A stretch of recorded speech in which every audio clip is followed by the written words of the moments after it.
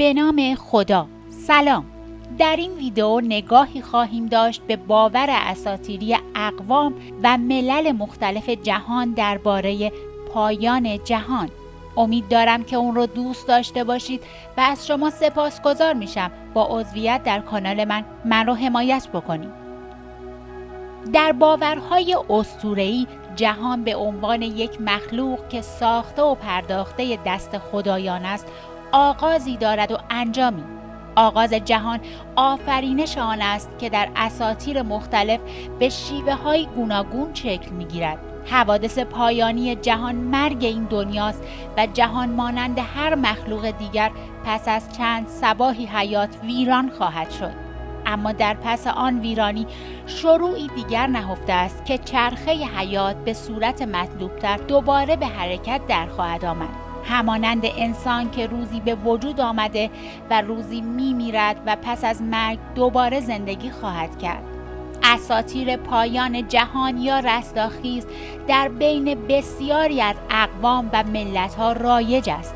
این اساطیر می توانسته است به دو صورت در نوع اول چون انسان برای جهان آغازی قائل است که طی آن جهان به دست خدایان به وجود می آید به ناچار پایانی نیز خواهد داشت، زیرا برای بشر تصور ابدیت و ازلیت مشکل بوده است. به همین جهت جهان را محصور بین دو حادثه آفرینش و قیامت تصور می کردند.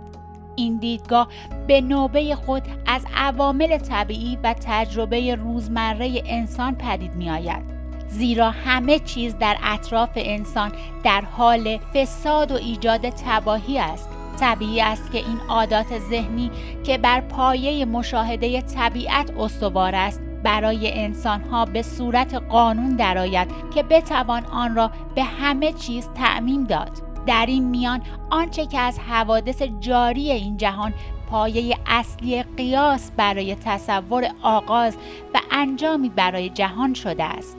خود انسان، زندگی، خلقت، مرگ و جهان پس از مرگ است. یعنی انسان با قیاس از زندگی خیش که از دو طرف محدود به آغاز و انجام است برای جهان نیز این الگوی پیدایش مرگ را جاری و ساری دانسته است. دیدگاه دوم که باعث اعتقاد به پایانی برای جهان شده است ناشی از توجیه و بیان فلسفه جامعه انسانی است. انسان تا زمانی که در این جهان زندگی می کند پیوسته در کنار خویش‌ها گرفتار مرارت‌ها و تلخی‌های زندگی است. همیشه در کنار خوبی‌ها بدی‌ها را می بیند که گاه غالب و گاه مغلوبند. ظلم، قدرت، ثروت، شهوت، شهرت آنچنان در زندگی اجتماعی انسان ریشه دوانیده است که زندگی را برای اکثریت مردم سخت و مشکل کرده است. گذشته از آن که بقیه نیز مشکلات خیش را دارند. بنابراین چنین وضعیتی هرگز نمیتوانسته است انسان را قانع کند و چون این ناهماهنگی‌های جامعه از نظر انسان‌ها به هیچ عنوان قابل اصلاح نبوده است دست به خلق و تصور جهانی آرمانی زدند. دنیایی که در آن همه خیر مطلق است و شر را در آن راهی نیست، چون این مدینه فاضله در این جهان و با این مردمان قابل تصور نیست. پنداشتند که به ناچار روزی فرا میرسد که خدا یا خدایان دست به کار می شوند و این نظم موجود را که در واقع بی نظمی است برهم می زنند و طرحی نو در می اندازند. در آن هنگام است که دو جهان شکل می گیرد، یکی برای نیکان و دیگری برای بدان و هر دو ابدی اند. اساطیر پایان جهان در بین برخی از ملل مانند هندوها و یونانیها واقعا پایانی برای جهان است. پایانی که در طی آن همه چیز چه نیک و چه بد از بین می رود و بار دیگر که خدا قصد آفرینش جدیدی کند همه چیز را دوباره از نو می آفریند. اما در باورهای دیگر اقوام مانند زرتشتیان پایان جهان در واقع مرگی عمومی است که انسانها بعد از آن به جاودانگی می رسند. بنابر این عقیده آن حادثه پایان عمر جهان نیست. بلکه تحولی عظیم در جهت بهبودی و عدالت گستری است. پایان جهان با حادثه‌ای ماوراء طبیعی صورت نخواهد گرفت، بلکه همین عوامل طبیعی مانند باد، باران، زلزله و آتش هستند که در آن زمان رخ می‌دهند و جهان را به ویرانی می‌کشانند. این حوادث در هر نقطه جغرافیایی که اسطوره پایان جهان دارند با همان عواملی رخ می‌دهد که برای مردمان آنجا آشناست. مثلا در سرزمین پربارانی مانند هند، بارانهای طولانی است که سرانجام همه را در خود فرو خواهد برد و به عمر جهان خاتمه خواهد داد.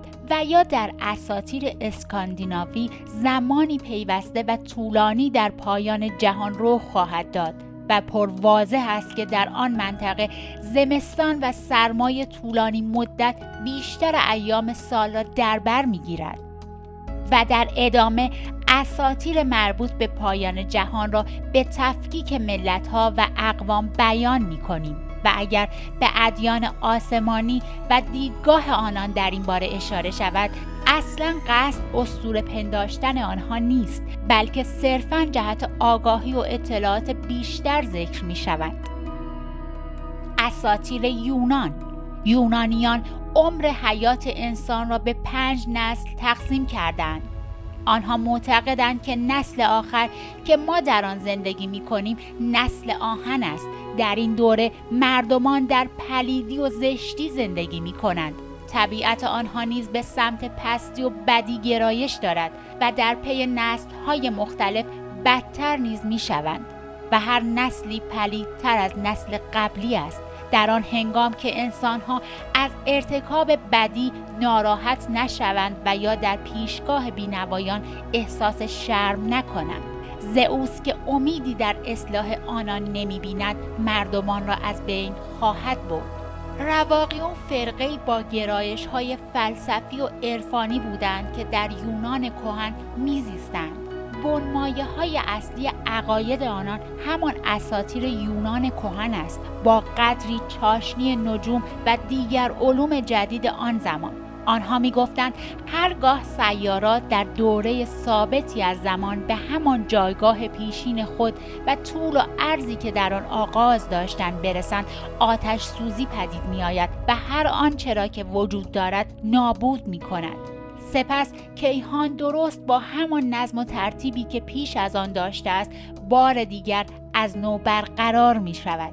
ستارگان دوباره در مدارهای خود می گردند و هر یک گردش خود را بدون هیچ تغییری در همان مدت زمان پیشین انجام می دهند. بالبوس به عنوان سخنگوی این مکتب میگوید فلاسفه مکتب ما بر این باورند که تمامی جهان در آتش خواهد سوخت و این حادثه در آخر زمان روی میدهد. سپس از این آتش الهی جهان جدیدی زاده می شود و از نو با شکوه و جلال پدیدار می گردد. زمان بین یک آتش سوزی و آتش سوزی بعدی یعنی طول عمر کیهان را حرکت سیارات و ستارگان تعیین می کرد و آن را سال بزرگ می نامیدند. آنها معتقد بودند آتش سوزی زمانی صورت می گیرد که خورشید و ماه و این 5 ستاره دوره خود را تمام کنند و به همان وضعیت سابق خود که در آغاز جهان داشتند بازگردند. اساطیر بومیان آمریکا. از بین اقوام بومی ساکن آمریکای جنوبی 2 قوم مایا و آستک برای دنیا پایانی قائلند. آستک ها تقویمی دارند که بر اساس آن در روزهای مشخصی عمر هر یک از ادوار قبلی جهان به پایان رسیده است. هر یک از دنیاهای قبلی دارای خورشیدی مشخص بودند که در پایان آن دوره آن خورشید نیز نابود شده است. به نظر آنان علت ویرانی‌های پیشین اختلاف بین 2 ایزد مهم این قوم بوده است.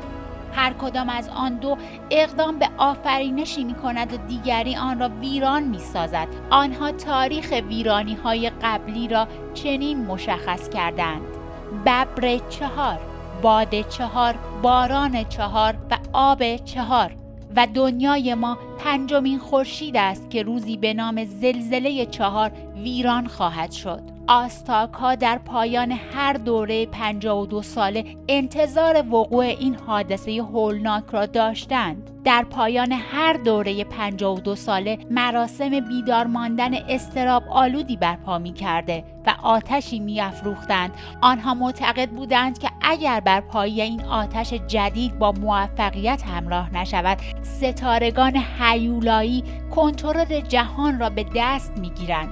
و همچنین مایاها نیز به 4 دوره برای جهان اعتقاد داشتند و فکر می‌کردند 3 دوره قبلی با حادثه‌ای به پایان رسیدند. به نظر آنان در دوران اول فقط کوتوله‌ها می‌زیستند. آنها فکر می‌کردند که این کوتوله‌ها شهرهای بزرگی را که آثار آنان بر جای مانده است ساخته بودند.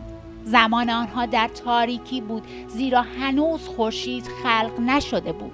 هنگامی که خورشید تابیدن گرفت، همه آنها به سنگ تبدیل شدند و دنیای آنان با طغیان آب ویران شد. در دومین دنیا مجرمان و متخلفان میزیستند که باز طغیان آب آن را ویران کرد.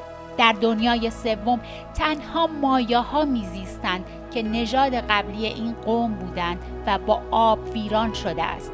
4مین دنیا عصری است که همه انسان‌ها در آن زیست می‌کنند که باز هم با طغیانی دیگر ویران خواهد شد.